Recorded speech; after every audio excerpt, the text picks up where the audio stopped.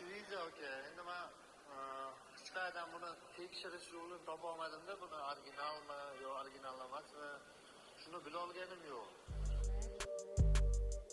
Bu akamiz bir haftacha oldin Guruga ushbu xabarni yubordilar va biz vizani ko'rganimiz zahoti fake viza.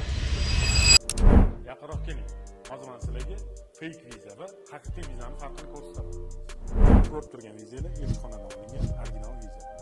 Bunisi esa bizga yuborilgan viza. Ikkita vizadan ham farq topish juda ham qiyin. Yaxshi ishlashgan mashinada, lekin biz uni fakeligini topdik.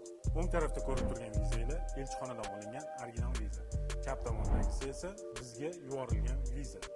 Akamiz aytishlari bo'yicha ushbu vizani elchixonaga bormasdan turib, shunchaki qizil pasportni o'zini berib olgan ekanlar. Qizil pasportni berganlar va ozgina vaqtdan keyin qo'llariga qizil pasportni berib, mana vizangiz qo'lingizga tegdi deb berishgan. Ushbu vizani birinchi marta ko'rganimizda to'g'risi biz ham unchalik ajrata olmadik-ku, lekin aybini topdik. Ko'rib turganinglardek, vizani ochilgan kunidan 365 kun berilgan. Viza tepada ko'rib turganinglardek, viza ochilgan kun va viza tugash kuni yoziladi. O'sha viza ochilgan kuni stikerning eng tagida faqat o'rni almashtirilib qo'yiladi. Hamma vizalarda shunaqa bo'ladi. Do'stlar, sizlarga bitta narsani aytib o'tishim kerak. Elchixonaga bormasdan turib vizani qo'lga olish umuman iloji yo'q. Agar dovernost bergan bo'lsangiz, bo'lishi mumkin.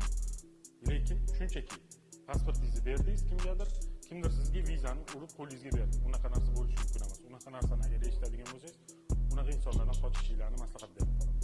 Ushbu videodan ozgina bo'lsa ham ma'lumot olgan bo'lsangiz, yurakni qizartirib qo'yib, do'stinglarga yuborib qo'yinglar.